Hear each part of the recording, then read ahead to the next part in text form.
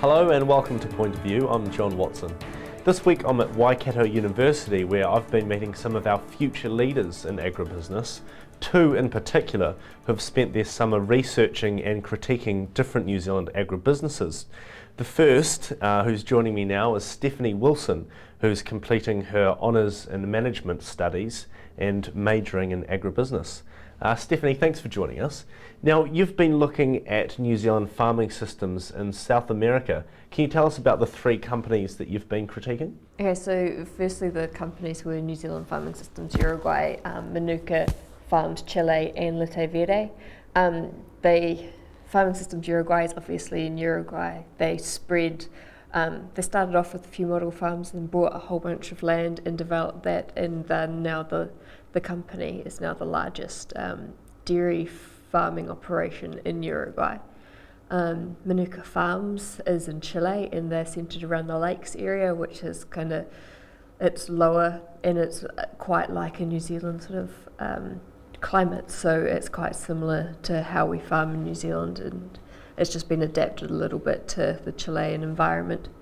And the really different one is Lite Verde, and that's because they're in a subtropical area in Brazil, and it's the Bahia region, and so they've had to adapt all of their systems because they've got much warmer temperatures and they've got so much more sunlight, and they can't use New Zealand seeds or animals because they just don't cope in the environment. So it's been really interesting studying how all of the different companies have adapted to their environments. So we'll start with New Zealand Farming Systems Uruguay. What were your key findings with this company? It's really hard to say because if it had started at a different time, the outcome would have been completely different.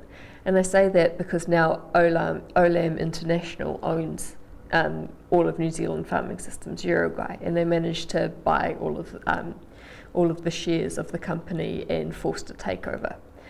They were able to do this because in the very beginning of the operations, they weren't able to generate the revenues they thought they were going to generate, and so they weren't able to entice New Zealand capital into the operation.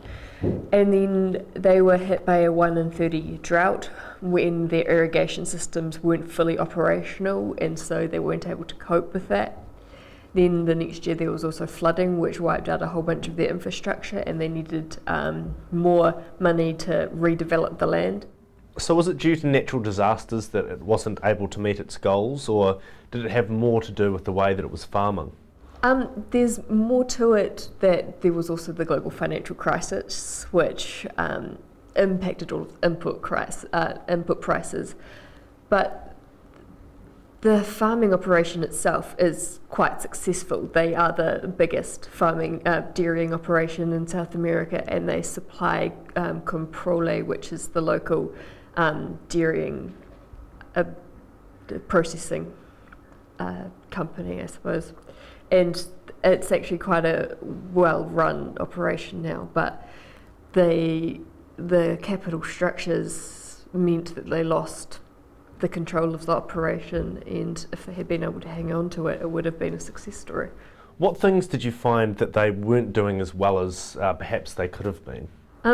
They went into the operation with unrealistic ideas of what was going to happen. Everything took a lot longer to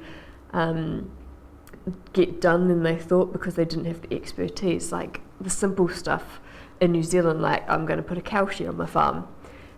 They didn't know how to build rotary cow sheds or herringbone cow sheds in Uruguay, so something that it took I think 6 months for the first one to be up and running, which is a lot longer than they anticipated, and so they weren't even able to milk the cows properly. So it was just little things like understanding the environment and how they were going to operate. And what things did they do well at? They managed to implement really good pasture using the PGG Wrightson's seed business, and the Farming Systems Uruguay came out of a PGG Wrightson's initiative in South America where they set up a seed business and then developed model farms, and then it turned into New Zealand Farming Systems Uruguay. And so that was one of the things they did really well. After the initial American Holstein cows weren't working very well for them, they recognised that they needed to adapt the animals, and they brought in some New Zealand genetics, which was also a really good move. Further, they actually decided to upskill the people in the local environment to make sure that they retain their employees, because there was a lot of problems with New Zealanders only doing short stints in Uruguay, and they kept on taking all of the IP offshore again. So they ended up being a Chilean company who was run by New Zealanders. So it was quite a well-run operation. So overall, what lessons can other New Zealand agribusinesses learn from this company's operation? Know what you're getting yourself into. And one of the key things that have come up is half the profit, triple the risk, double the time, and if it's still worthwhile, go for it. And I think that if they had a look at what, if they had actually planned on where they ended up, because they changed their business model a lot during the early stages, they wouldn't have gone through with what they actually ended up doing. But now that they're there, it's actually quite good. Yeah. So it's a really difficult case to analyse, because a lot of it was situational factors that affected the outcome. So do your research and find out more about the local environment before planning things like dairy sheds? That's a big difference between New Zealand Farming Systems Uruguay and Manuka in comparison to Lite Verde. The amount of research Lite Verde did before they went into Brazil. So tell us about Lite Verde then. It's a well-publicised fact that Simon Wallace, who's one of the Wallaces who set up the operation in Brazil, he spent 18 months travelling around the area trying to find the perfect location to set up a dairying operation in Brazil. And they decided that going to an area that was very isolated and had no infrastructure and were able to capitalise on the low land prices was better than going to a highly sought after piece of land and competing for land there. So they knew what they were getting themselves into, so they had to do the highest amount of infrastructure development. Did that work out for them in the end? It did, because they knew what they were getting themselves into, and they got the amount of, they got capital behind it, and it was harder than they thought it was going to be, but they stuck with it, got runs on the board, and then once they'd proven their concept, they brought funding from outside the business in to progress the business a little bit further on and build up scale. So if they were only going to use 10% of the land, why didn't they just buy that 10%? Because they wanted to protect the environment. They've learned from some of the lessons we've learned in New Zealand with degrading the surrounding environment. Now we're putting those processes in to make sure we're not degrading water quality. They've learned from that, and they've said, well, if we only farm 10% of the land, we can make sure that the rest of the land is actually very well looked after and we're not negatively impacting the environment. So a good PR exercise. Yeah, they'd love to tell people about it as well. So what lessons can we learn then from what they've done right? Well, they have actually said that the Brazilian bureaucracy is incredibly hard to get around, and at one point they were just like, no, we're going to stop complaining about it and we're just going to be the best at getting through the red tape, and we're just going to focus on that and make sure that gets done, because we can't go anywhere until we've got the sign off by the government. And that ended up working out really well for them. So one of the key learnings, I suppose, is if you want to go into Brazil, you need to be ready to jump through some hoops. What are those hoops specifically? Land consent, and also foreign ownership of Brazilian land, because Brazil is quite careful at who they let buy portions of land, because there has been a lot of Asian cultures go in and buy up large tracts of land, and they're trying to stop that a little bit. So there was a bit of toing and froing over that issue as well. So what were your key findings in general from the three companies that you looked at? Well, the biggest one, I suppose, is, and the one that's most transferable to other people, is what I've said before is double the time, triple the risk, and half the profit, and if it's still worthwhile, go for it. Well, you might want to think about implementing that business plan, I suppose. Are those parameters around farming in foreign countries in place just because it's so difficult to do? It's not just farming operations, it's building offshore businesses. It's because we're so isolated, we don't understand as New Zealanders what it takes to operate in a completely different country, and one that's got different cultural values and speaks a completely different language and is just set up with different procedures going through government and everything, that it's just a lot harder to do than what you'd expect. You just can't walk up to the regional council and say, hey, I want to buy that tract of land here. Can I get the documents, please? I'll go get them signed off by my lawyer. You know, it's a little bit harder than that. So can we go to other countries and farm the Kiwi way, or do we have to change our practices when we do farm in foreign countries? You kind of have to adapt to the environment. There is nowhere else like New Zealand in the world, and so it's just logical that you've got to adapt, whether it be the type of cows you've got or the pastures you've got, or whether you've got standoff pads for the winter, or maybe even herd homes. I mean, every part of every country is different, and you just need to make sure that you've got the right gear for the right situation. Thank you, Stephanie. You're welcome.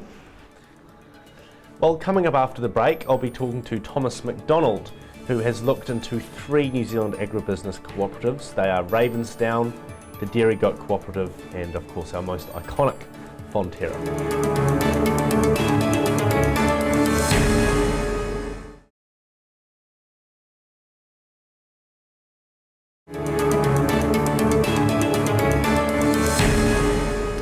Hello and welcome back to Point of View. Well, this week we're at Waikato University, where I'm meeting some of our future leaders in agribusiness, and joining me now is Thomas MacDonald, who's completing a Bachelor of Business Management, majoring in Finance and Agribusiness. Thomas, thank you for joining us. You've been looking at how agribusinesses grow internationally, and you say that it's not always in farmers' benefit for this to happen. Yeah, that's right. Well, what we've seen within the general context of cooperatives is it's very easy to come up with a strategy for international growth, or growth for that matter of fact, and the strategy gets to a point where it's almost lost focus of how is this going to make money for the investment our farmers have got in the cooperative. So a big portion of this research was how can we take the cooperative model and New Zealand's agribusinesses internationally for farmer benefit. So you looked at 3 companies. Why did you choose Ravensdown, Fonterra and the Dairy Goat Cooperative? Well, in a general sense, small, medium and large, the Dairy Goat Cooperative are 50 supplier members, Waikato based, moving up to Ravensdown and then through to Fonterra, which is 10,500 New Zealand farmers, multinational cooperative. So, and then more specifically, Ravensdown are buying product into New Zealand, whereas you've got your Dairy Goat Cooperative and Fonterra, predominantly export markets from New Zealand as well as the international trading. So. Okay, well, shall we start with the smallest, the Dairy Goat Cooperative? What were your findings with this company? Dairy Goat Cooperative have a brilliant strategy maintained around extremely high value add product. What was interesting with their strategy is their commitment to R&D. So huge spend on R&D over the last 10 years, and they now hold the intellectual property for goat's milk infant formula, something envied by goat producers around the world. And so what that's enabled them to do is manufacture this formula, get it to market as a premium product and capture the value for that, all from a small Waikato base, which has been rather interesting to see. Did you find anything it could perhaps be doing better? I guess within the framework of going global, it's each company to their own strategy, and the Dairy Goat Cooperative certainly have a fantastic return to their farmer member through capturing more of the value up and down the value chain. So there's been high integration within the Dairy Goat Cooperative, which has been fantastic for them. So. It seems quite exciting, doesn't it? What's the future looking like for the Dairy Goat Cooperative? Well, it's fantastic. They're actually proactively advertising for new farmer members coming on board. So I think they're pretty much booked up for the next 3 seasons in terms of farmers coming on board. What that means for the cooperative is yet to be seen. We've got quite a few corporate farming entities coming on board now. Historically, the goat cooperatives been smaller farmer suppliers, so it will be interesting to see just how that strategy works to incorporate both parties. And they're buying goat milk from overseas because they're not getting enough milk here supplied locally? Yeah, that's right. So they're limited obviously by New Zealand's goat supply and the raw milk coming to the factory. What they've done actually to take on further international markets, part of their strategy involves buying milk from overseas. We've since found out that there's quite a bit of extra processing required with that to maintain the high standards which they've set for the cooperative in terms of getting that product to market. By getting more New Zealand goat farmers on board, does that mean that they'll stop importing foreign milk, or is importing foreign milk part of their strategy? Yeah, I think it'll balance out. So as they get the capital to grow the domestic market, obviously it will depend on their end markets with how they're growing. But from what we've seen, there's just huge demand internationally for this premium goats product, and the future looks bright for the co-op. Moving on to Ravensdown now, what were your findings around this company? Yeah, Ravensdown was an interesting case. They were invited to the Australian market using the cooperative model as a point of difference. Ravensdown are the first trans-Tasman cooperative, so Australian members and New Zealand members fully shared up. What we found with the Ravensdown model was they're extremely good at mitigating the risk in entering the market, and so they entered. New Zealand farmers get the option of sharing up over time, basically through the rebate process, whereas the Australian farmers were required to be fully paid up before buying any product, and they further mitigated risk by buying a whole shipload that was fully prepaid. So they sort of covered their cost of entering the Australian market from the Australian farmers, and they were able to do that because the cooperative model was a point of difference in that market. Because you'd think maybe paying up front could put potential customers off. It could have. At the time they entered, I think New Zealand farmers were paying half as much as they were over there for their urea product. So it just goes to show the benefit of the cooperative, something we actually take for granted in the New Zealand market, which they obviously didn't have over there. But then again, in saying that, the corporates do have the ability to undercut the cooperative. So I mean, there's a bit of give and take in terms of loyalty to the cooperative. Ravensdown are there now. Will the farmers stick with that invitation and stick with their loyalty to the cooperative? Now, Fonterra, what were your findings around our biggest cooperative? Fonterra, again, different model to the other three based on size and just the capital they've got available to pursue global operations. It's interesting, Fonterra has got a long history overseas, probably the longest of any of our dairy cooperatives. So for that reason, they've got their strong international relationships already. We found Fonterra's new international strategy with the cows, again moving away from their core competencies, but within the context growing the global milk pool for Fonterra.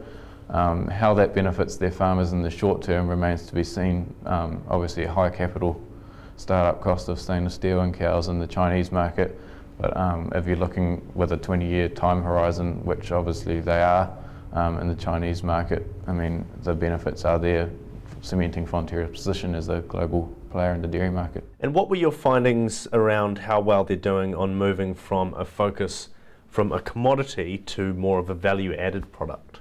Yeah, that's been something that's been quite interesting with Teos Bearings and the strategy refresh. We've sort of seen a move for less product being pushed onto the global dairy trade auctions and more into that high-end value product similar to the goat cooperative. So sort of here's our global, our domestic milk supply, and how can we actually extract the maximum value for that? Remembering that it's a lot of milk hitting the factories every day, and that's got to be processed. So not all of it can be made into value-added products due to the time constraints. So there is a balance there, commodity, value add. Just exactly where that sits remains to be seen, but certainly moving in the right direction, and the returns are coming back to farmers. We've got an increased payout this year.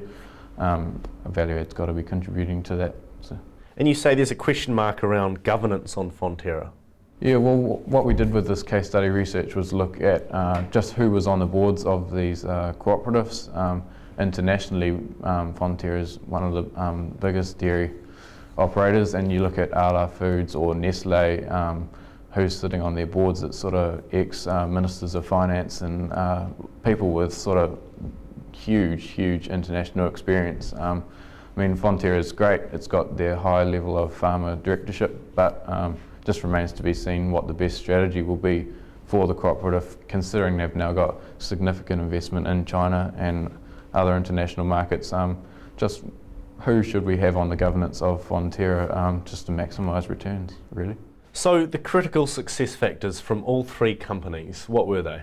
Obviously, most importantly, maintaining cooperative purpose. The purpose of the cooperative is to maximise the farmer's benefit, both economically and in terms of marketing their product within the domestic and international markets. So aligning the purpose, the culture and the strategy to get the growth remains critical.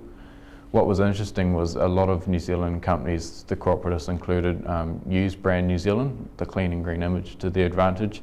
That's great, but it's not 100% of their competitive advantage. We had the DCD scare recently. It's just the media can tarnish that clean and green image in our markets so easily.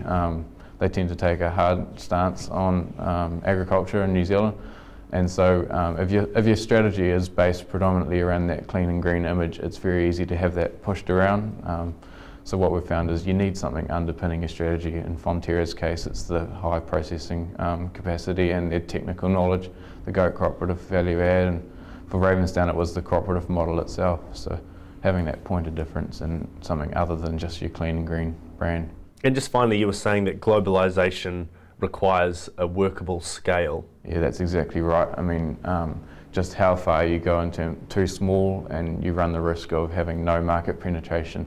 Too large, you run the risk of sort of over-intensifying, paying too much interest on your capital that you've put there with minimal returns, because we've heard that it takes longer than you expect to run a profit on international venture. So just how that business model will work out, there's a fine balance in getting that middle ground that's going to work for you. So. Thomas, thank you for your time. Appreciate it. Thanks. Well, that's our Point of View show for this week, coming to you from Waikato University. Thank you to my guests, Stephanie Wilson and Thomas MacDonald. I'm John Watson. Thank you for watching.